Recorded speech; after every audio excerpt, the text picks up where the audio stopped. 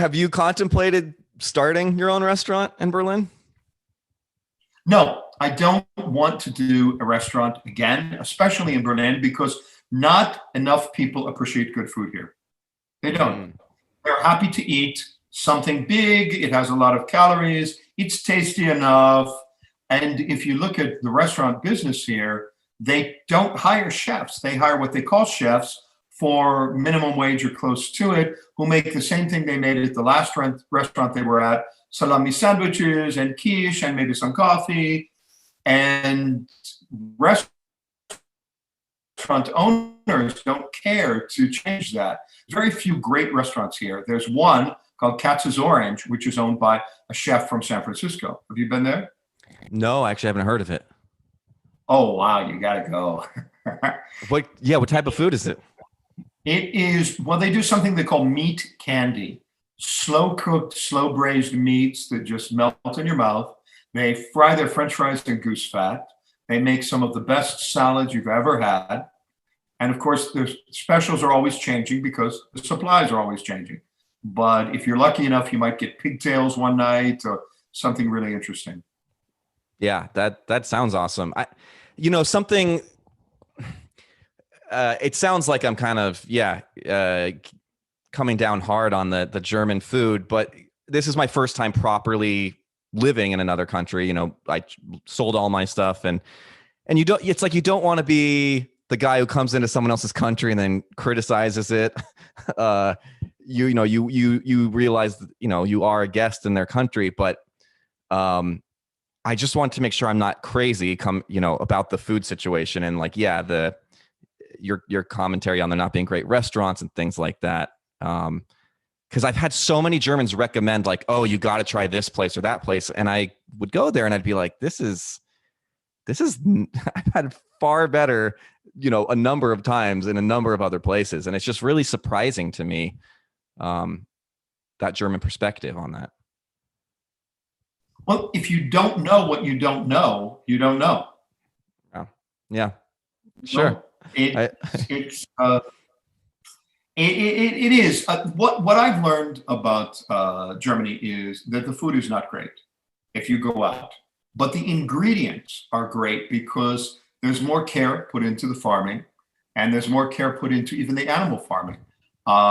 So if you cook, which fortunately I do, you can get some of the best ingredients here, and you can make superb meals. You just have to be flexible.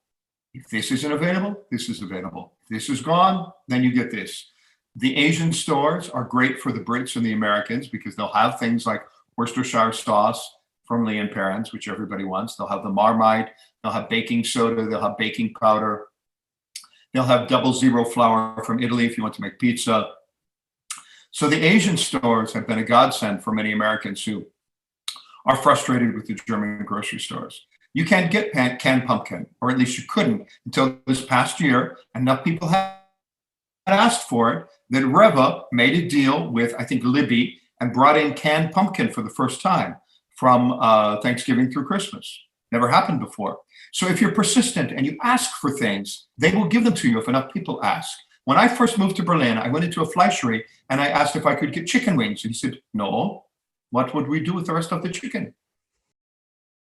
Now, if I go to Reva or I go even to Aldi, there will be chicken wings in a packet, usually 6. Kaufland has them all the time. So if you just keep asking for what you want, Tabasco sauce made its debut at Revy. They brought in Tabasco sauce from Louisiana for the first time ever. So it was in because people wanted it. Right. When I was in Schönewalde, the host was making this food, and I could smell it from the kitchen, and I was thought, God, I really hope that we're not going to eat this because I'm not trying to be hyperbolic. It smelled like dog food, like it smelled like steamed dog. So we sit down at the table, and he of course we are eating it, and it looks like this chunky, it looks like dog food too, this chunky brown stuff. And he says, okay, go ahead and eat this. And he said, I'll, eat it first and then I'll tell you what it is. And I thought, oh God. And I will try anything. I'm not averse to trying some weird thing, but I wasn't looking forward to it. tried it, wasn't good, but I wanted to be polite. So I finished the whole plate, and he was like, schmeckt gut. And I was like, ja, schmeckt gut. And then he was Was like, ist das? yeah. And he's like, ja, das ist die Lunge. And it was cow lung that I was eating. I don't know if you've ever had the pleasure. Oh, yeah. Yeah, it smells like a barnyard, doesn't it? Yeah, I mean, I'm sure if you seasoned it, the thing is, he was actually a great chef. He, all the stories I've said about this place aside, when he wanted to cook, he could, which made this a little bit even more surprising. But yeah, I do respect the fact that you're using every part, that you're not tossing out. But that doesn't mean that it necessarily is going to taste fantastic. That is true. And while we use every part, there are some parts you can't get here. Try to get a pig cheek if you want to make guanciale. They send them all to Italy. Okay, interesting. So they're all exported. That's why if you go to Real in the Ring Center, you will see the pig's heads with the cheeks missing. Okay. This seems to be kind of the golden question that I see come up in that group all the time. But what is Berlin's relationship with Mexican food, and where would you say someone can get some decent Mexican food in Berlin?